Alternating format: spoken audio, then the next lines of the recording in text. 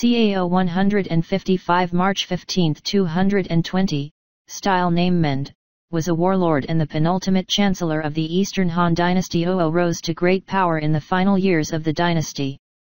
As one of the central figures of the Three Kingdoms period, he laid the foundations for what was to become the state of Cao Wei and was posthumously honored as Emperor Wu of Wei. Although he is often portrayed as a cruel and merciless tyrant, Cao has also been praised as a brilliant ruler and military genius who treated his subordinates like his family. He was also skilled in poetry and martial arts and wrote many war journals. Cao was born in Chiao, present-day Bozhu, Anhui, in 155. His father Cao Song was a foster son of Cao Teng, who in turn was one of the favorite eunuchs of Emperor Huan. Some historical records, including the biography of Cao Man, claim that Cao Song's original family name was Xiahe. Cao was known for his craftiness as an adolescent. According to the biography of Cao Man, Cao's uncle complained to Cao Song about Cao's indulgence in hunting and music with Yuan Shao. In retaliation, Cao feigned a fit before his uncle, who immediately rushed to inform Cao Song. When Cao Song went to see his son, Cao behaved normally. When asked, Cao replied, "I have never had a fit, but I lost the love of my uncle, and therefore he deceived you." Afterwards, Cao Song ceased to believe his brother regarding Cao, and thus Cao became even more blatant and insistent in his wayward pursuits. At that time, there was a man named Su Shao who lived in Runan and was famous for his ability to evaluate a person's potentials and talents. Cao paid him a visit in hopes of receiving an evaluation that would help him politically. At first, Su Shao refused to make a statement. However, under persistent questioning, he finally said, "You would be a capable minister in peaceful times and an unscrupulous hero in chaotic times." Cao laughed and left. There are two other versions of this comment in other unofficial historical records: capable minister in peaceful times, unrighteous hero in chaotic times, and sinister foe in peaceful times, great hero in chaotic times. At the age of 20, Cao was appointed district captain of Luoyang.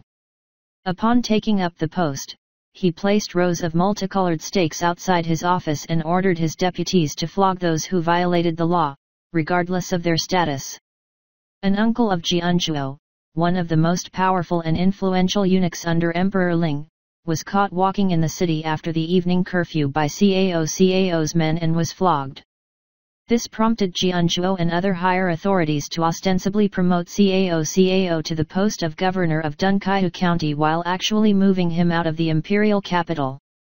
Cao remained in this position for little more than a year, being dismissed from office in 178 for his distant family ties with the disgraced Empress Song.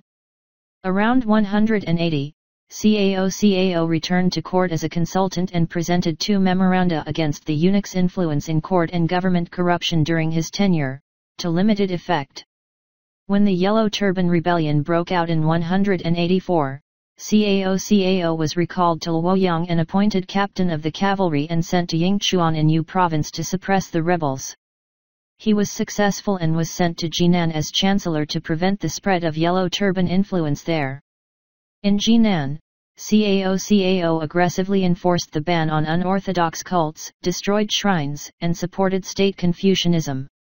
He offended the local leading families in the process, and resigned on grounds of poor health around 187, fearing that he had put his family in danger. He was offered the post of administrator of Dong Commandery, but he declined and returned to his home in Pei County. Around that time, Wang Fen tried to recruit Cao to join his coup to replace Emperor Ling with the Marquis of Hefei, but Cao refused. The plot came to nothing, and Wang Fen killed himself. However, Cao's attempt to extend his domination south of the Yangtze River was unsuccessful. He received an initial success when Liu Biao, the governor of Jing province, died, and his successor, Liu Kong, surrendered to Cao without resistance. Delighted by this, he pressed on despite objections from his military advisors and hoped the same would happen again. His forces were defeated by a coalition of his arch-rivals Liu Bei and Sun Quan, who later founded the states of Shu Han and Eastern Wu respectively, at the Battle of Red Cliffs in 208. In 213, Cao received the title Duke of Wei and was given the 9 bestowments and a fief of 10 cities under his domain, known as Wei. In 216, Cao was promoted to the status of a vassal king, King of Wei. Over the years, Cao, as well as Liu Bei and Sun Quan, continued to consolidate their power in their respective regions. Through many wars, China became divided into 3 powers: Wei, Shu, and Wu, which fought sporadic battles without the balance tipping significantly in anyone's favor. In 220, Cao died in Luoyang at the age of 65, having failed to unify China under his rule.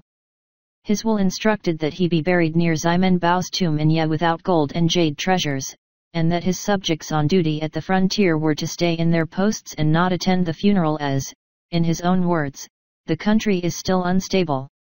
Cao's eldest surviving son Cao Pi succeeded him. Within a year, Cao Pi forced Emperor Xian to abdicate and proclaimed himself the first emperor of the state of Cao Wei. Cao was then posthumously titled Grand Ancestor Emperor Wu of Wei.